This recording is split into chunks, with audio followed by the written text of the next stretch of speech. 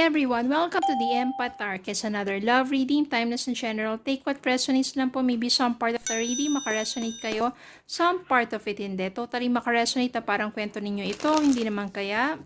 Tignan po natin ano kaya ang current energy, thoughts, and feelings ng person mo. Yung mga nais niyang sabihin sa'yo. Kung meron mga pagkakataon na masabing niya sa'yo ito. Tignan natin ang kanyang mga damdamin or kaisipan towards you sa mga panahon na to. Spirit guys, send me messages. Ano kayang thoughts and feelings ng person nila sa kanila? Ano yung mga nais sabihin ng person nila sa kanila? Eto.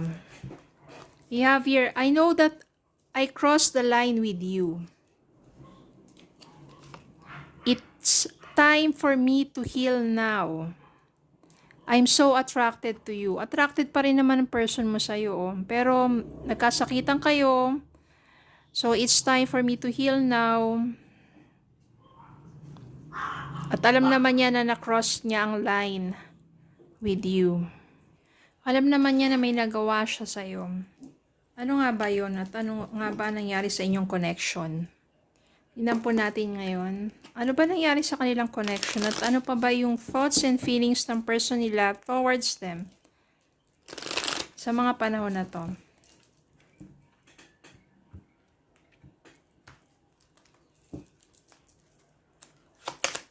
Spirit can send me messages. Ano ba nangyari sa kanila? At ano pang energy ng person nila towards them sa mga panahon na to?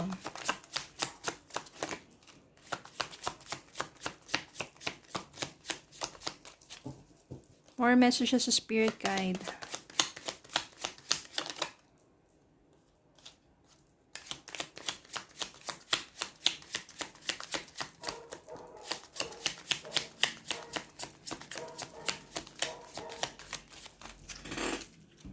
Yan.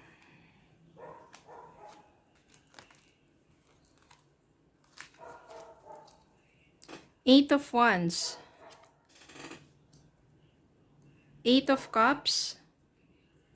Two of Swords. 10 of Swords. 8 of Swords.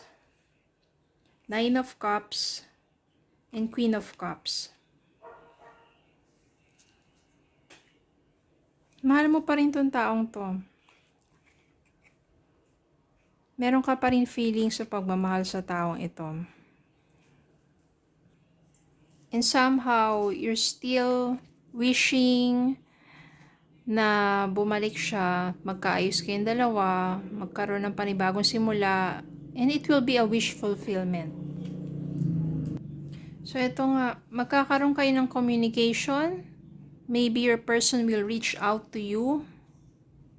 Especially kapag yung time heals na yung ano man yung mga pain na yun at meron na mga forgiveness. Ito nga, niwan ka niya, lumayo talaga to. At mahirap para sa'yo na kung sakasakali sa mga panahon na to, napakahirap din para sa'yo na sabihin natin, mag-decide to na magkabalikan pa ba kayo kasi parang tinapos mo na rin masyado ka nasaktan sa nagawa niya sa'yo. Pero kasi itong 10 of Swords dito, painful ending pero meron ding new beginning, ibig sabihin yan. Natapos man yung mga masasakit na kabanata na inyong connection, maybe itong 8 of Swords na to is still, nandyan pa rin sa isipan mo yung mga nagawa niyang mga pagkakamali. Kung siguro sa mga panahon na kaya mo na to let go of the past, kung kaya mo na to forgive and to accept, maybe that's the time na yung wish fulfillment mo will happen. Na maaring magkaroon ng panibagong pagkakataon sa inyo because you still has feelings for your person. And Knight of Swords dito, ibig sabihin, iniisip ka rin ng person mo. Iniisip ka pa rin niya. Kaya nga, hindi posibleng mangyari na mag-reach out siya sa'yo. Ito maaring mas bata sa'yo yung person mo. Palagi kanyang nasa isip. Yung mga memories ninyo together.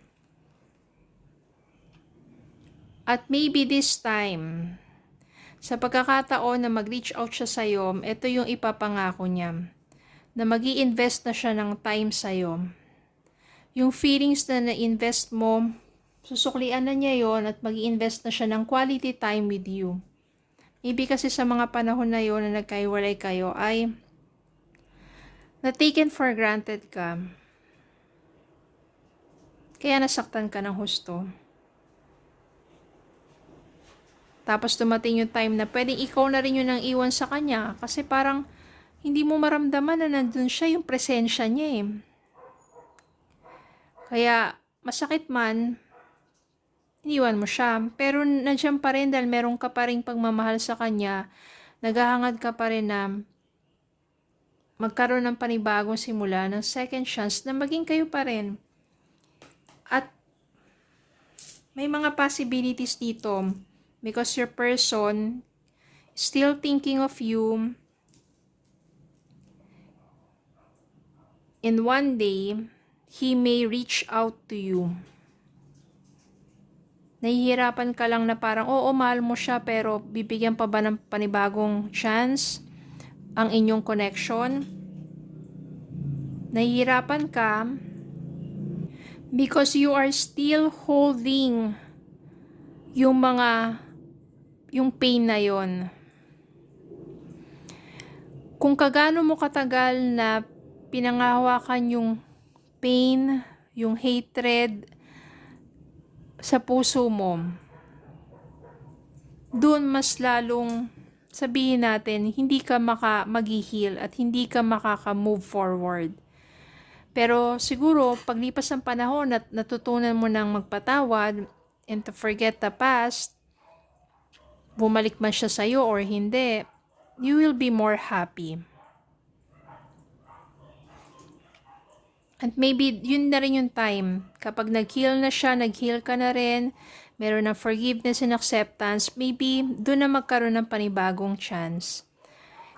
Kasi pagbalik niya, maaari kasing pagbalik niya, tapos pareho na kayo nag-heal, magkakaroon na kayo ng heart-to-heart talk, meron ng forgiveness, wala nang sumbatan, mas magaan na yung pakiramdam, at doon magkakaroon ng panibagong simula.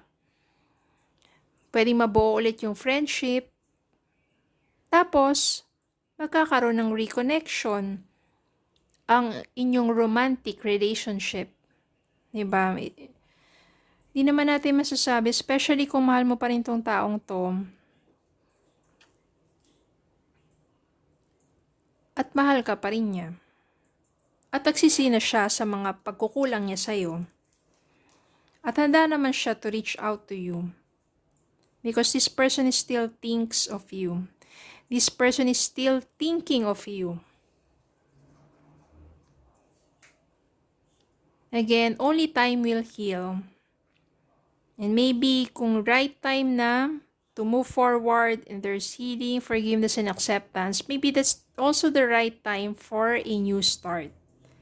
Okay? So, wala naman imposible talaga. Have faith. Trust the process. Okay, so yun lang po. Maraming salamat po for watching. Please don't forget to like, share, comment, subscribe, follow me on Facebook and YouTube. Have a good day po and God bless.